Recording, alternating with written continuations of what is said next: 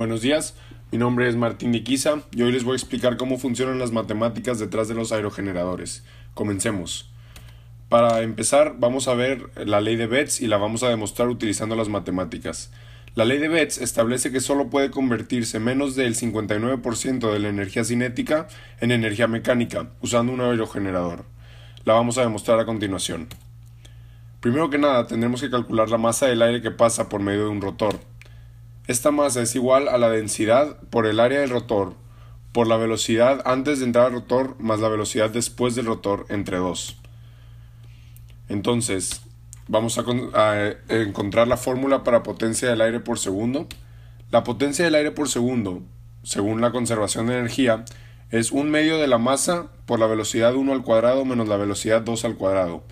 Si unimos estas dos fórmulas, o más bien sustituimos la masa de la primera dentro de la segunda, vamos a obtener la fórmula final, que es la densidad entre 4 por el área del rotor por la velocidad 1 al cuadrado menos la velocidad 2 al cuadrado por la velocidad 1 más la velocidad 2.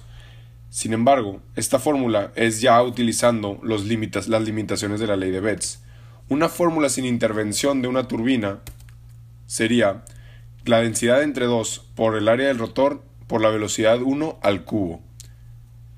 Si hacemos una proporción entre estas dos fórmulas, vamos a conseguir la siguiente fórmula.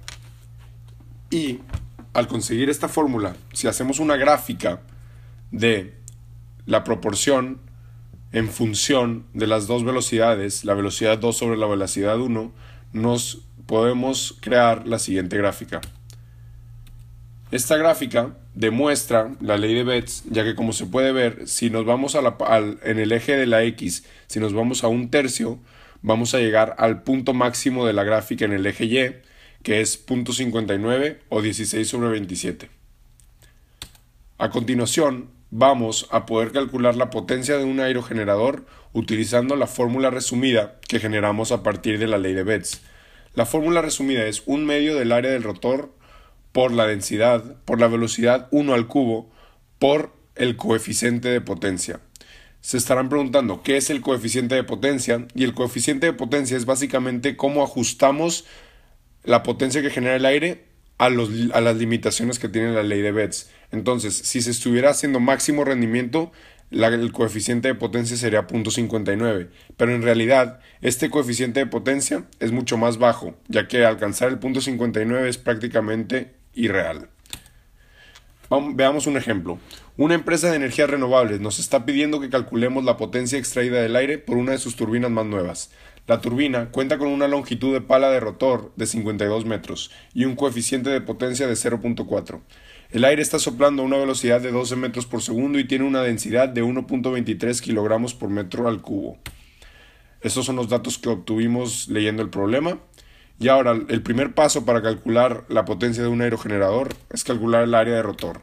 Como podemos ver en la figura siguiente, el área de rotor es básicamente un círculo, y si sustituimos el radio por la longitud de la pala, nos vamos a dar cuenta que el área, en este caso del rotor del problema que estamos haciendo, es 8.495 metros cuadrados.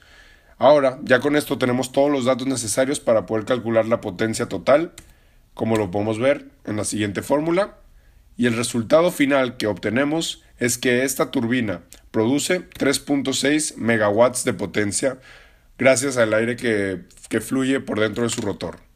Muchísimas gracias, espero hayan entendido esta guía resumida de cómo funcionan los aerogeneradores y la matemática detrás de los mismos. Gracias.